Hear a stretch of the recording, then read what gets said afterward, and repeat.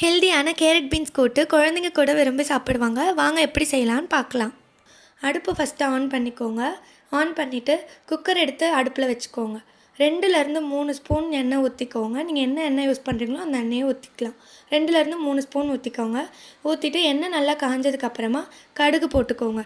கடுகு நல்லா பொரிஞ்சு வந்ததுக்கப்புறமா சீரகம் கொஞ்சம் போட்டுக்கோங்க. சீரகமும் போட்டதுக்கப்புறம் நான் எல்லா பொருளும் எடுத்து வச்சுட்டேன். அதில் ஃபஸ்ட்டு பூண்டு கொஞ்சம் கொஞ்சமாக கட் பண்ணி சின்ன சின்னதாக போட்டுக்கோங்க.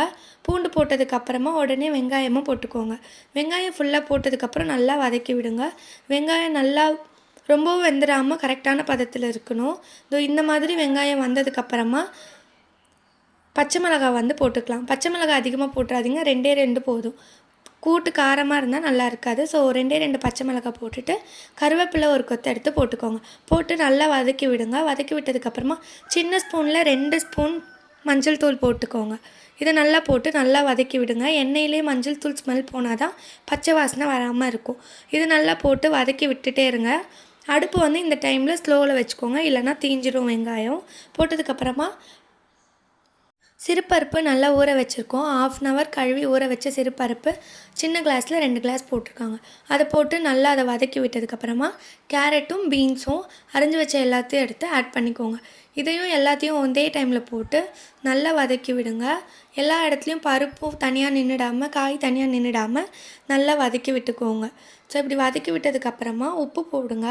உப்பு எவ்வளோ வேணுமோ உங்களுக்கு தேவையான அளவுக்கு போட்டுக்கோங்க.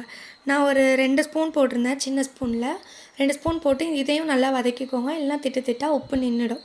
ஸோ நல்லா வதக்கி விட்டதுக்கப்புறமா காய் முழுகிற அளவுக்கு தண்ணி வைக்கணும். எங்கள் வீட்டில் ஒரு சொம்பு ஃபுல்லாக ஊற்றினேன், ஆனால் காய் முழுகாததுனால இன்னும் ஒரு 1/2 சொம்பு தண்ணி ஊற்றிருக்கேன். ஸோ இப்படி ஊற்றிட்டு நல்லா கலரி விட்டுக்கோங்க. காயும் தண்ணியும் கொஞ்சம் அதிகமாகவே இருக்கணும், காயை விட தண்ணி. எல்லாம் ஆனதுக்கப்புறமா நல்லா கலக்கி விட்டுட்டு குக்கரை மூடிக்கலாம். மூடிட்டு விசில் போட்டு விட்டுருங்க.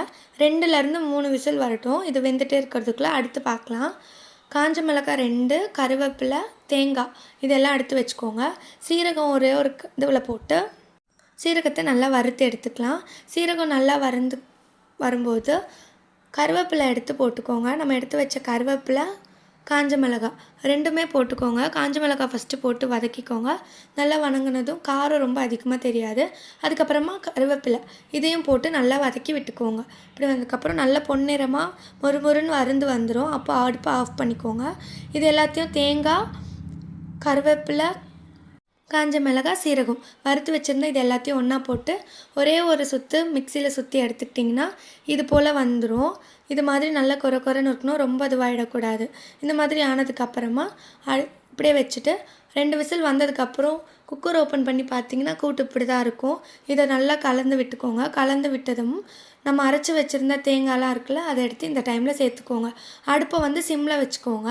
இப்படி பண்ணிவிட்டு நல்லா கலந்து விட்டதுக்கப்புறமா கொத்தமல்லி உங்களுக்கு எவ்வளோ வேணுமோ போட்டுக்கோங்க. போட்டு நல்லா கலந்து விட்டுட்டு அடுப்பை ஆஃப் பண்ணிக்கோங்க. இப்படி கூட்டு செஞ்சிங்கன்னா உங்களுக்கு கரெக்டாக இருக்கும், சூப்பராக இருக்கும். குழந்தைங்களும் நல்லா சாப்பிடுவாங்க.